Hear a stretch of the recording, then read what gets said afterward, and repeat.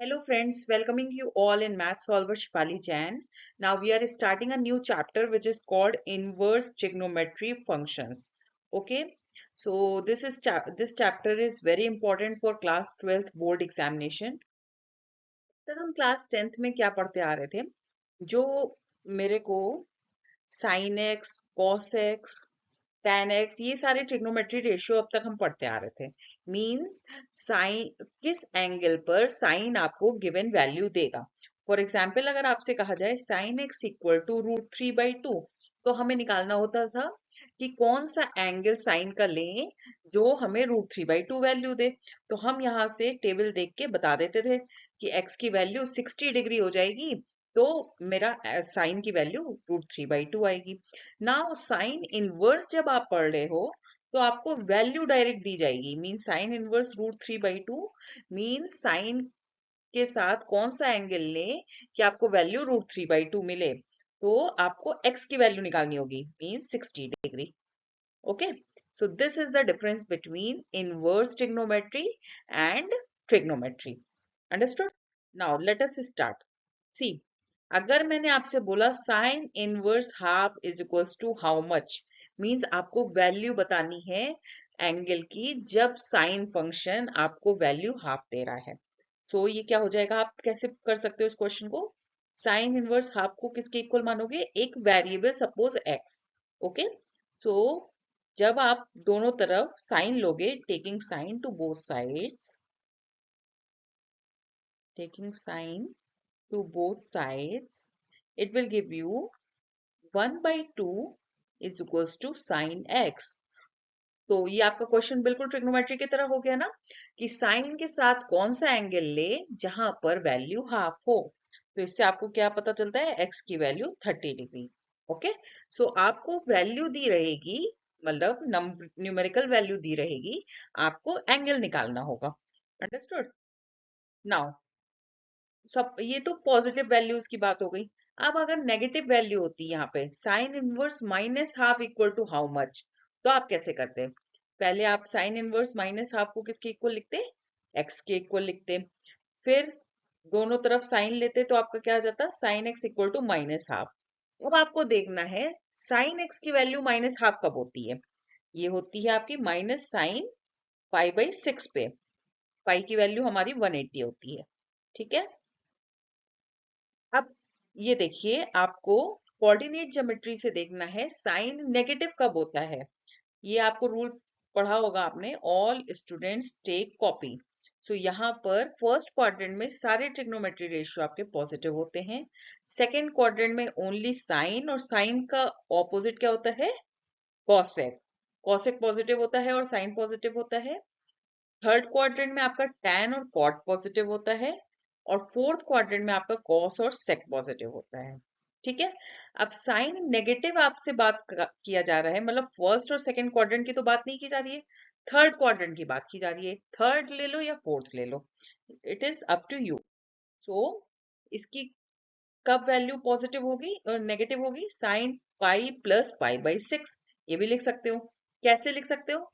Sign π+θ जो होता है आपका, आप कैसे निकालोगे साइन π+θ क्या होता है? ये देखो, पहले आप कोऑर्डिनेट ज्योमेट्री बनाओ। ठीक है, इसमें देखो π+θ मतलब किस क्वाड्रेंट में जा रहा है? आपका थर्ड क्वाड्रेंट में जा रहा है। थर्ड क्वाड्रेंट में मैंने क्या बोला? साइन नेगेटिव होता है, तो यहाँ पे माइनस का साइन हो जाएगा। और जब ये पाई का मल्टीपल होता है तो ट्रिग्नोमेट्री रेशियो सेम रहता है, मींस साइन ही रहेगा और थीटा हो जाएगा। बट अगर मैंने यहाँ पे लिखा होता साइन π/2 प्लस थीटा, तो sine will change into cos, tan will change into cot, sec will change into cosec। ठीक है, एंड वाइस वर्सा। तो साइन को किस में चेंज करेंगे? हम कॉस में चेंज करेंगे। साइन कॉस में चेंज हो गया। अब साइन π/2 प्लस थीटा मतलब किस क्वाड्रेंट की बात कर रहे हैं? सेकेंड क्वाड्रेंट की। सेकेंड क्वाड्रेंट में मेरा साइन पॉजिटिव होता है, दैट मीन्स यहाँ पर प्लस साइन आएगा। आप साइन ये वाले का साइन देखोगे, मतलब जिसकी वैल्यू निकाल रहे हो ना उसका साइन देखोगे, ना कि कॉस का देखोगे। उसके साथ थीटा लिख दोगे, दैट्स इट। इसी तरह से अगर मैंने बोला आपसे सपोज tan 3π/2 प्लस थीटा, ठीक है, तो 3π/2 मीन्स π/2 का मल्टीपल हो गया। पहले आप देखो किस क्वाड्रेंट में जा रहे हो। 3π/2 plus theta means fourth quadrant में जा रहे हो। tan will change into cot क्योंकि π/2 का मल्टीपल है। cot थीटा लिख दिया। अब साइन कैसे डिसाइड करोगे? tan को फोर्थ क्वाड्रेंट में पॉजिटिव है या नेगेटिव है? मैंने आपको अभी बताया all students take copy. So इस क्वाड्रेंट में cos और sec पॉजिटिव है, tan नहीं पॉजिटिव है, इसलिए यहाँ पे नेगेटिव साइन आ जाएगा। Understood? This is about the 3π/2 plus theta और π/2 plus theta. So please try tan pi minus theta. अब देखिए tan pi minus theta means tan will not change, tan theta आप एज इट इज लिख दोगे। अब आप देखना है पॉजिटिव साइन होगा कि नेगेटिव। पाई minus theta mean second quadrant की बात हो रही है। सेकेंड क्वाड्रेंट में मेरा tan क्या होता है? नेगेटिव होता है। That means tan pi minus theta equal to minus tan theta. So इसीलिए मैंने क्या लिखा था वहां पे? Sine minus half, sorry, sine inverse of minus half equal to x लिया था हमने, तो sine x equal to minus half हो गया था, मीन्स माइनस साइन π/6 हो गया था। अब आपको क्या करना है? इसको नेगेटिव है, सो किस क्वाड्रेंट में आप जाओगे? थर्ड क्वाड्रेंट में।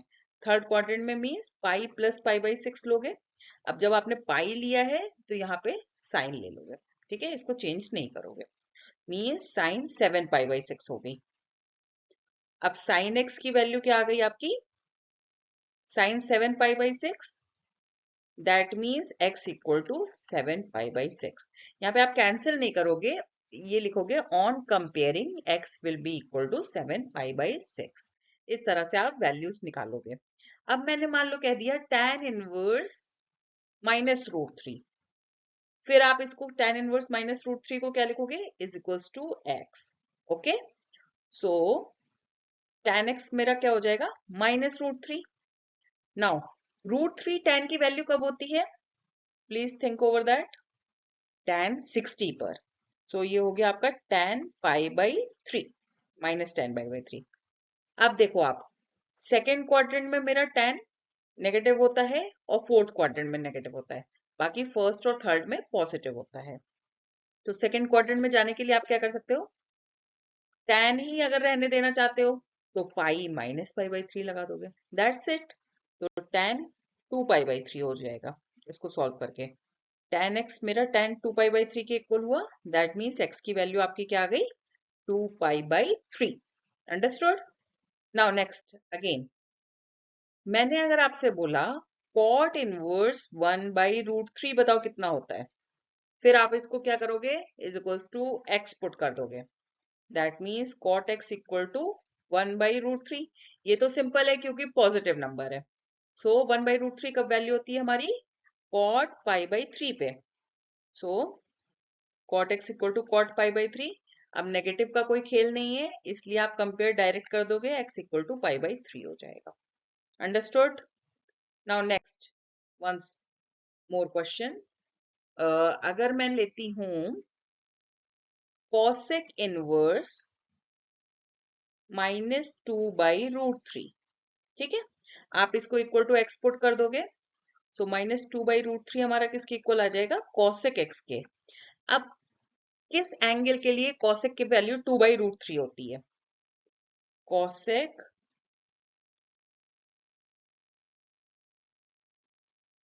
x will be equal to minus cosec, ये आपकी वैल्यू होती है 60 पे, मतलब π/3 पे।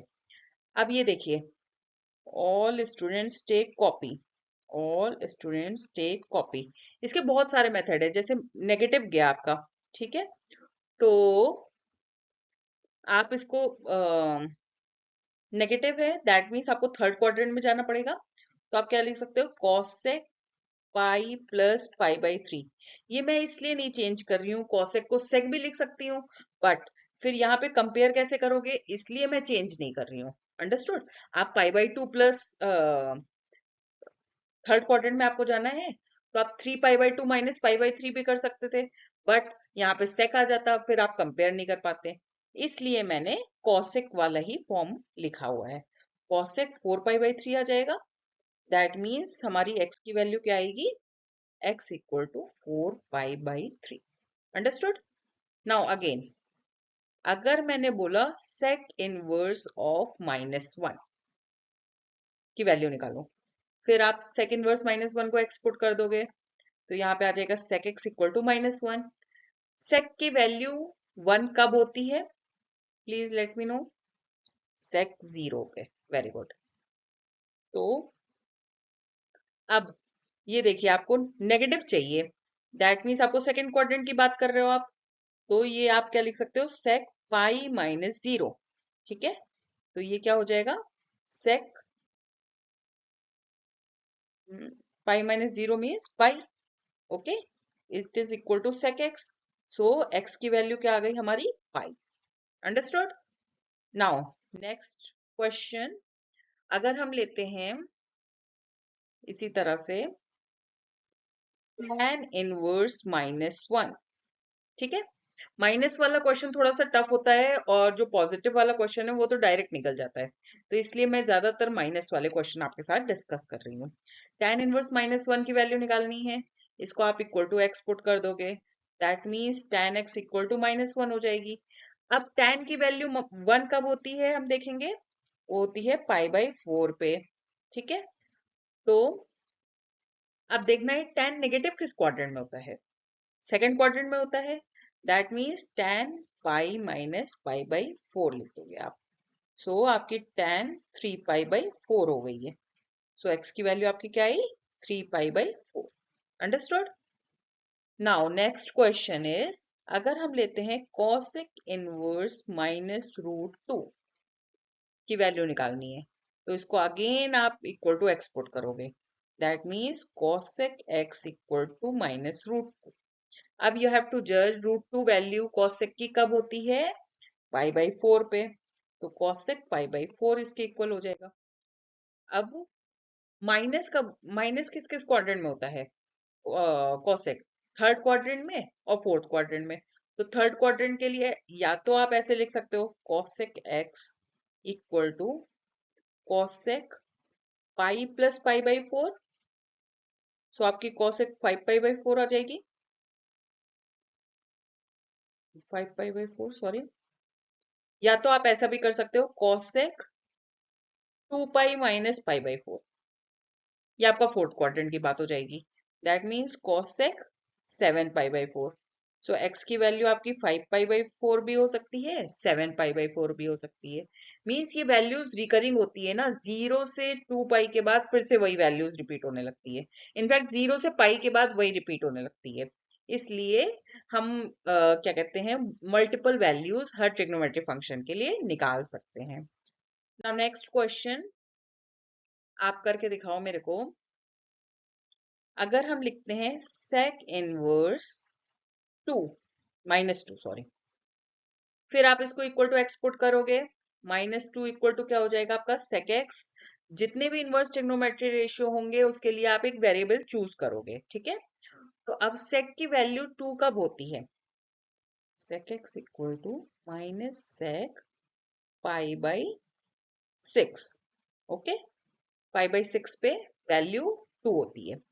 फिर आपको देखना है ये माइनस, सेक माइनस कब होता है, सेकेंड क्वाड्रेंट में as well as fourth quadrant, sorry third quadrant.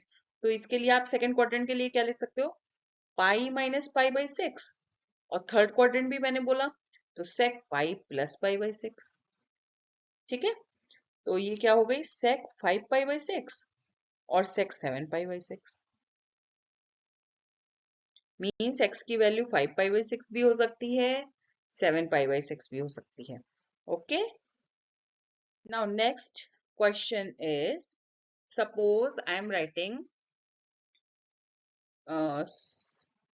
Sign inverse of √3/2. ठीक है, इसको फिर से आप इक्वल टू एक्सपोर्ट कर दोगे, तो साइन x इक्वल टू √3/2 हो गई. ये तो सिंपल है क्वेश्चन. साइन की वैल्यू √3/2 कब होती है, किस एंगल पे होती है, पाई बाई 3 पे होती है.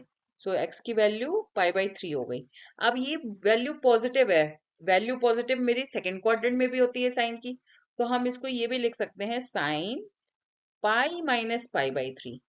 That means sin 2 pi by 3.